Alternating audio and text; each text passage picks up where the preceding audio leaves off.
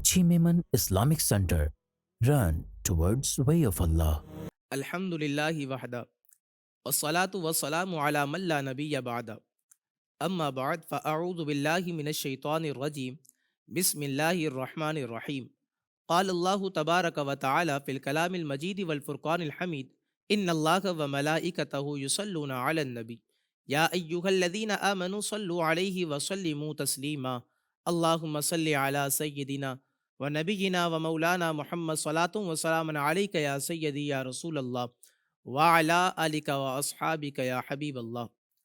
رمضان المبارک کی مقدس ساعتیں جو کہ ہمارے درمیان اپنی برکتیں لٹا رہی ہیں، اور بحمد اللہ تعالی خوش نصیب احباب جو کہ رمضان المبارک کی ان مقدس بابرکت دنوں سے، راتوں سے، شبوں سے جو ہے یہ مستفیض ہو رہے ہیں، اور بحمد اللہ تعالی راہ شریعت کچھی میمن اسلامک سینٹر کے ساتھ اس پروگرام کے ساتھ رمضان المبارک کی پرنور ساعتوں میں ہم آپ کے سامنے موجود ہیں، اور آج کی نشست میں بھی ہمارے سامنے چند سوالات اور اس کے جوابات موجود ہیں۔ تو آئیں ہم سوالات اور جوابات کی طرف بڑھتے ہیں۔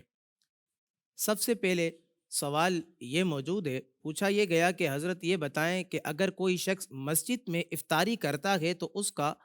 کیا حکم ہے؟ تو دیکھیں، یاد رکھیں، اگر کوئی شخص مسجد میں افطاری کرتا ہے اور دوران افطاری چند باتوں کا خیال رکھا جاتا ہے تو پھر ایسے شخص کے لیے مسجد میں افطاری کرنا جائز ہو جائے گا، اور ایسے شخص کو بھی جو ہے مسجد میں افطاری کرنے کی اجازت دی جائے گی۔ لیکن چند باتوں کا خیال رکھنا یہ ضروری اور اہم ہے۔ وہ کون سی باتیں ہیں کہ جن کا خیال رکھنا یہ ضروری ہے؟ تو فقہاء کرام ارشاد فرماتے ہیں کہ کوئی بدبودار چیز افطاری میں نہ ہو، مثلا کچی پیاز یا پھر کچا لہسن وغیرہ، یہ افطاری میں موجود نہ ہو۔ اسی طرح فرماتے ہیں کہ پانی ہو چاہے کھجور ہو، جن چیزوں سے افطاری کرتا ہے ان تمام چیزوں کو مسجد کی زمین یا مسجد کی چٹائی کو جو کہ ان تمام چیزوں کے ذریعے سے آلودہ نہ کیا جاتا ہو، یعنی وہ شخص دوران افطاری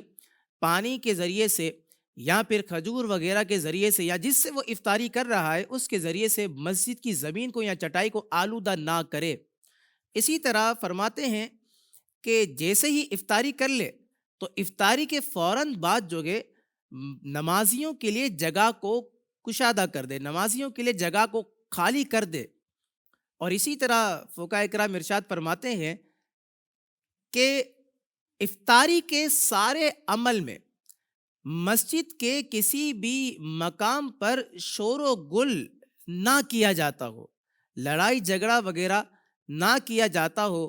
مسجد میں اپنی آواز کو بلند نہ کیا جاتا ہو، ان تمام چیزوں کا خاص خیال رکھا جاتا ہو کیونکہ یہ چیزیں مسجد کے تقدس کو پامال کرتی ہے۔ اسی طرح ایک اور ضروری اور اہم اور خاص بات تو یہ ہے کہ اعتکاف کی نیت کرے، نویت سنت الاعتکاف،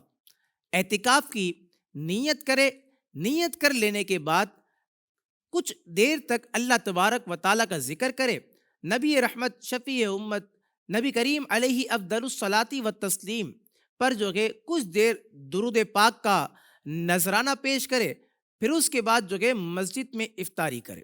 کہتے جب ان تمام باتوں کا خصوصی طور پر خیال رکھا جائے گا، اور جو شخص ان تمام باتوں کا خصوصی طور پر خیال رکھے تو پھر ایسے شخص کے لیے جو کہ مسجد میں افطاری کرنا یہ جائز ہوگا، اور جو شخص خیال رکھتا ہے اسے مسجد میں افطاری کرنے کی اجازت بھی دی جائے گی۔ لیکن اگر کوئی ایسا شخص ہے کہ جو ان تمام خاص اور ضروری باتوں کا خیال نہیں رکھتا یا نہیں رکھ پاتا تو پھر فقہاء کرام ارشاد فرماتے کہ پھر ایسے شخص کو مسجد میں افطاری کرنا جائز نہیں، اور نہ ہی ایسے شخص کو مسجد میں افطاری کرنے کی اجازت دی جائے گی۔ لہٰذا رمضان المبارک کا یہ مہینہ ہے، اور اکثر مساجد میں جو ہے افطاری کا اہتمام بھی کیا جاتا ہے، اور خاص کر جو کہ بڑی چھوٹی راتوں میں اہتمام کیا جاتا ہے، تو پھر ان ساری باتوں کا خاص کر خیال افطاری کرنے والے کو بھی رکھنا چاہیے اور افطاری کروانے والے کو بھی اس بات کا خیال رکھنا چاہیے۔ اب اسی کے ساتھ دوسرا سوال یہاں پر موجود ہے کہ کیا سالانہ امتحانات کی وجہ سے طلباء اسٹوڈنٹس رمضان کے فرض روزوں کو قضا کر دیں، کیا ایسا کرنا جائز ہے یا نہیں؟ اسی کے ساتھ ایک اور سوال بھی ہے کہ جو والدین بچوں کے اس فعل سے راضی ہو یا خود روزے چھڑوائیں، ان کے بارے میں شریعت مطہرہ کیا کہتی ہے؟ ہر عاقل، ہر بالغ مسلمان پر رمضان شریف کے روزے رکھنا یہ فرض ہے۔ بلا عذر شرعی رمضان المبارک کے فرض روزے کو چھوڑنا یہ گناہ ہے۔ اور سالانہ امتحانات، جیسا کہ سوال میں پوچھا گیا کہ سالانہ امتحانات کی وجہ سے فرض روزے کی قضا کر سکتے یعنی چھوڑ سکتے ہیں کہ نہیں، تو پھر یاد رکھیں کہ سالانہ امتحانات کا عذر اگر ہم دیکھیں تو شرعاً فرض روزہ چھوڑنے کا قابل قبول عذر یہ نہیں۔ لہٰذا اگر طالب علم بالغ ہے اور سالانہ امتحانات کی وجہ سے فرض روزے چھوڑ دیتا ہے تو وہ بالغ طالب علم جو ہے گناہ گار ہوگا، اور ان کے والدین بھی اگر بلا عذر شرعی روزے چھڑوائیں یا پھر چھوڑنے پر باوجود قدرت پوچھ گچھ والدین نہ کریں تو پھر وہ والدین بھی گناہ گار ہوں گے۔ اس طرف بھی جو ہے نظر کر لینی چاہیے۔ یاد رکھیں کہ اگر طالب علم نابالغ ہے تو نابالغ ہونے کی صورت میں اگرچہ اس پر روزہ رکھنا فرض نہیں، اور بے عذر بھی اگر نابالغ جو کہ یہ روزے چھوڑ دیتا ہے تو گناہ گار بھی نہ ہوگا، لیکن یاد رکھیں نابالغ کی بات آئی تو پھر اس بات کو بھی ذہن میں رکھنا ضروری ہے۔ فقہاء کرام نے لکھا ہے کہ جب 7 سال کا بچہ ہو جائے اور روزہ رکھنے کی طاقت بھی ہو تو پھر والدین کے لیے یہ لازم ہے کہ اسے روزہ رکھنے کا حکم دے، اور 11ویں سال کے بعد والدین پر واجب ہے کہ روزہ چھوڑنے پر بچوں کو سزا دیں۔ لہٰذا 7 سال یا اس سے بڑے نابالغ بچے کو والدین اسی وقت روزہ چھڑوا سکتے ہیں کہ جب روزے کی وجہ سے اسے ضرر کا اندیشہ ہو، نقصان کا اندیشہ ہو، ورنہ بلا عذر شرعی والدین روزہ چھڑوائیں گے یا پھر اس کے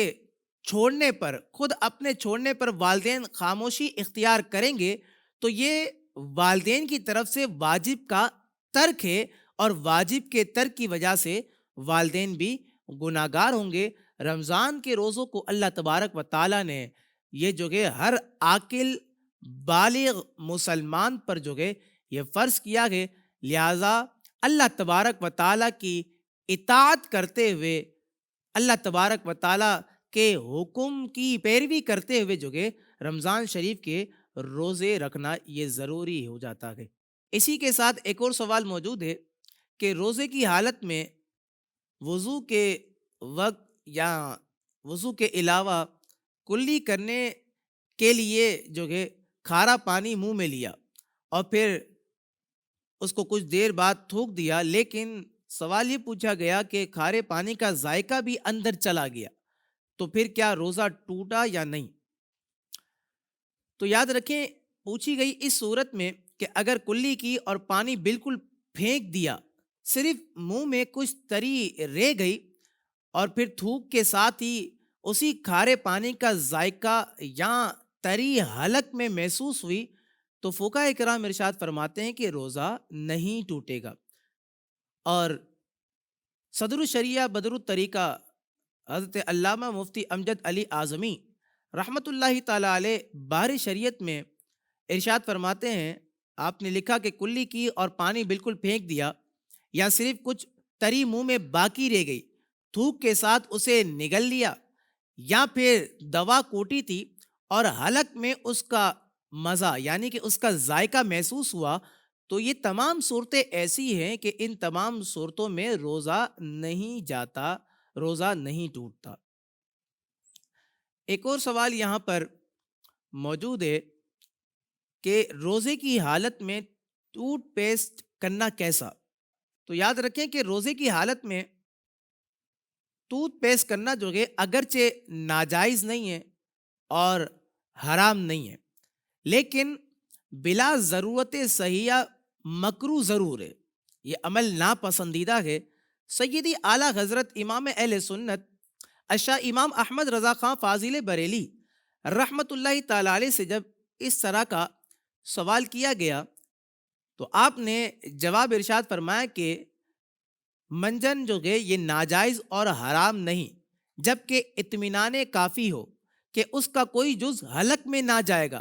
مگر بے ضرورت صحیحہ مکروہ ضرور ہے، لہذا احتیاط بہتر ہے. یاد رکھیں چونکہ ٹوتھ پیسٹ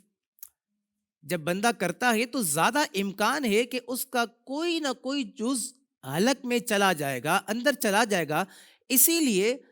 بحالت روزہ یعنی روزے کی حالت میں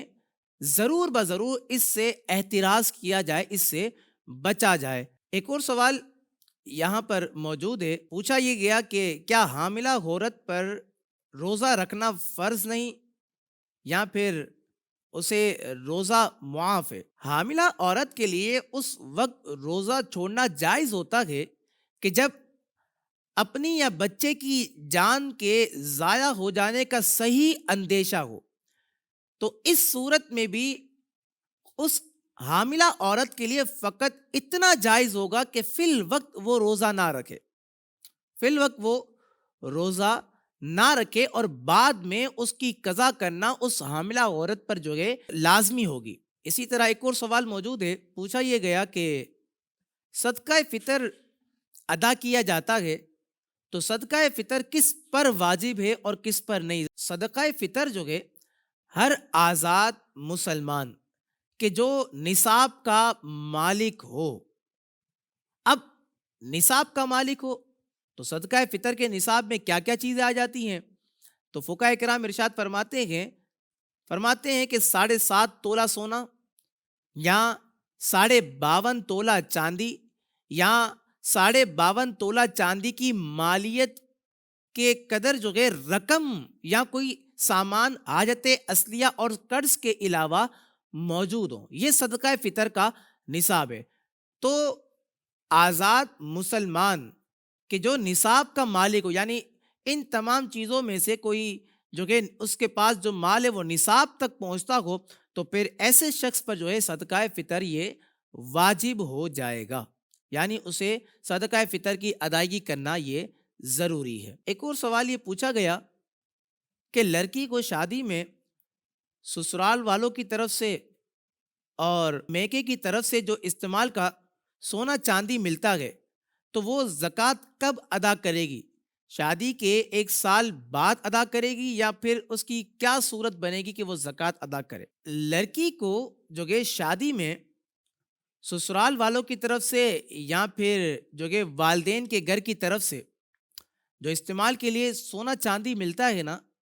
تو پھر اس کی چند شکیں ہیں. یعنی والدین کی طرف سے سونا چاندی اگر اس کو دیا جاتا ہے تو اس کو مالک بنا دیا جاتا ہے. اگر اس کو شوہر کی طرف سے یا پھر سسرال والوں کی طرف سے استعمال کے لیے زیورات وغیرہ دیے گئے ہیں، سونا چاندی وغیرہ دیا گیا ہے، تو پھر اس کی 3 صورتیں بنتی ہیں. پہلی صورت تو یہ بنتی ہے کہ شوہر نے دیا یا پھر اس کے گھر والوں نے دیا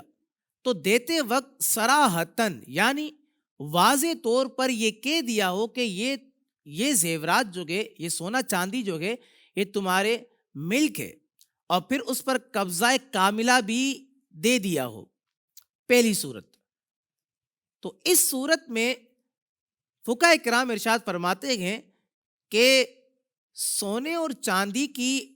وہ عورت مالکہ بن جائے گی، یعنی اس کی ملک میں وہ سونا چاندی آ جائے گا. لہٰذا اگر وہ زیور تنہا یا دوسرے اموال زکوٰۃ سے مل کر نصاب کی مقدار کو پہنچ جاتا ہے تو جب اس کے نصاب پر 1 سال گزر جائے گا تو بقیہ تمام شرائط کے ساتھ اس عورت کے لیے جو ہے زکوٰۃ ادا کرنا واجب ہو جائے گی. تو شوہر کی طرف سے یا پھر اس کے گھر والوں کی طرف سے جو زیورات ملتے ہیں، تو ایک صورت ایسی ہے کہ صراحتاً اگر مالک بنا دیا ہو اور قبضہ بھی دے دیا ہو، تو پھر تو یہ صورت ہے کہ بقیہ نصاب کی شرائط موجود ہوں اور ساتھ ہی ساتھ سال بھی گزر جائے، تو پھر اس عورت پر جو کہ یہ زکوٰۃ واجب ہو جائے گی۔ لیکن دو صورتیں ایسی ہیں کہ جس میں غور کرنا ہے اور اسے سمجھنا ہے۔ یاد رکھیں، فقہاء اکرام ارشاد فرماتے ہیں کہ شوہر نے زیورات یا پھر سونا چاندی وغیرہ اپنی زوجہ محترمہ کو دیا یا اس کے گھر والوں نے دیا، تو صراحتاً یہ کہہ دیا ہو کہ یہ تمہاری ملک میں نہیں ہے، فقط عارضی طور پر استعمال کے لیے تمہیں دیا جا رہا ہے، تو پھر یاد رکھیں ایسی صورت میں جس نے زیورات دیے ہیں وہی ان کا مالک ہے، کیونکہ عارضی طور پر دیے، تو جس نے دیے ہیں وہی ان کا مالک ہے۔ لہذا اس صورت میں عورت پر زیور کی زکوٰۃ واجب نہیں ہوگی، بلکہ مالک جو ہے اس کا شوہر ہے یا پھر سسرال والوں میں سے کوئی شخص ہے، جو مالک ہے اپنی بقیہ شرائط کے ساتھ جو ہے اسی مالک پر جو ہے وہ زکوٰۃ کا حکم لگے گا۔ ایک اور صورت ہے کہ شوہر نے اپنی زوجہ کو جو ہے زیورات دیے یا اس کے گھر والوں نے دیے اور ساتھ ہی ساتھ کچھ صراحت بھی نہیں کی کہ یہ تمہارے لیے ہیں، یہ تمہیں اس کا مالک کر دیا گیا یا فقط عارضی طور پر تمہیں دیا جا رہا ہے، صراحت بالکل بھی کچھ نہ کی، تو اس صورت میں دیکھیں کہ شوہر کے خاندان کا رواج کیا ہے۔ رواج کو دیکھا جائے گا کہ اس کے خاندان کا رواج کیا ہوتا ہے۔ اگر وہ عورت کو یعنی ان کے خاندان کا رواج یہ ہے کہ وہ جو عورت کو زیورات دیتے ہیں اور صراحت نہیں کرتے، اور ان کے خاندان کا رواج یہ ہے کہ وہ اشیاء کا مالک بنا دیتے ہیں، تو جیسے ہی عورت اس زیورات پر قبضہ کاملہ کر لے گی تو وہ ان زیورات کی مالکہ بن جائے گی۔ لہٰذا اگر وہ زیور تنہا یا دوسرے اموال زکوٰۃ سے مل کر نصاب کی مقدار کو پہنچتا ہے، تو جب اس کے نصاب پر سال گزر جائے گا تو فقہاء اکرام ارشاد فرماتے ہیں کہ پھر اس عورت پر زکوٰۃ کی ادائیگی یہ واجب ہو جائے گی۔ تو اگر شوہر کے خاندان والوں کا رواج ہے کہ وہ جو ہے دیتے وقت کچھ صراحت نہیں کرتے اور رواج یہ ہے کہ وہ مالک بنا دیتے، تو پھر ایسی صورت میں حکم یہ ہوگا کہ جو میں نے آپ کے سامنے پیش کر دیا۔ لیکن اگر شوہر کے خاندان والوں کا رواج یہ ہے کہ وہ دیتے وقت صراحت نہیں کرتے، تو اس سے ان کی مراد مالک بنانا نہیں ہوتا، تو پھر ایسی صورت میں عورت پر جو ہے یہ زکوٰۃ بھی واجب نہیں ہوگی، اس کی ادائیگی بھی جو ہے واجب نہیں ہوگی، کیونکہ در حقیقت دیکھا جائے کہ وہ عورت ان زیورات کی مالک ہی نہیں ہے، تو جو ان زیورات کے مالک ہیں بقیہ شرائط کے ساتھ جو ہے ان پر جو ہے وہ زکوٰۃ کی ادائیگی واجب ہو جائے گی۔ اسی کے ساتھ ایک اور سوال ہے جو کہ ہمارا آخری ہے۔ پوچھا یہ گیا کہ کیا پارٹنرشپ پر کاروبار کرنے کی صورت میں بھی زکوٰۃ دینا ہوگی؟ اگر زکوٰۃ بنتی ہے تو پھر اس کا طریقہ کیا ہوگا، آپ ارشاد فرمائیں۔ تو یاد رکھیں، پارٹنرشپ پر کاروبار اگر کیا جا رہا ہے تو پھر اس صورت میں بھی زکوٰۃ لازم ہو جاتی ہے، اس صورت میں بھی بالکل زکوٰۃ لازم ہو جاتی ہے۔ اب اس کا طریقہ کیا ہے؟ اس کا طریقہ یہ ہے کہ اگر اس کا اپنا حصہ خود یا دیگر اموال زکوٰۃ سے مل کر نصاب کو پہنچ جائے تو پھر اس پر زکوٰۃ ہوتی ہے، جبکہ زکوٰۃ کی دیگر شرائط بھی پائے جائیں، لیکن مال شرکت کی زکوٰۃ مالک خود ادا کرے گا۔ اس پر احتیاط ضروری ہے کہ شرکت کا جو مال ہے اس کی زکوٰۃ جو ہے صرف اور صرف مالک ہی ادا کرے گا، یا اس کی اجازت سے جو ہے اس کا شریک ادا کرے۔ اگر اس کی اجازت کے بغیر شریک نے اس کے حصے کی زکوٰۃ ادا کر دی تو فقہائے کرام ارشاد فرماتے ہیں کہ مالک کی طرف سے زکوٰۃ ادا نہیں ہوئی اور جو شریک نے بغیر اجازت زکوٰۃ ادا کی ہے تو اس صورت میں شریک پر جو ہے یہ تاوان لازم ہو جائے گا۔ تو پارٹنرشپ پر اگر کاروبار کیا جا رہا ہے تو اس صورت میں بھی جو ہے زکوٰۃ جو ہے یہ لازم ہو جاتی ہے۔ اسی کے ساتھ آج کی اس نشست سے ہم آپ سے اجازت چاہتے ہیں۔ اپنا بہت سارا خیال رکھیے گا۔ رمضان المبارک کی مبارک ساعتیں ہیں، لمحات ہیں، اس کو غنیمت جانتے ہوئے خوب اللہ تبارک و تعالیٰ کی عبادت کریں، اللہ تبارک و تعالیٰ کو راضی کرنے کی کوشش کریں۔ اللہ تعالیٰ ہم تمام کو رمضان المبارک کی برکتوں سے مالا مال فرمائے۔ اپنا خیال رکھیے گا۔ السلام علیکم ورحمۃ اللہ وبرکاتہ۔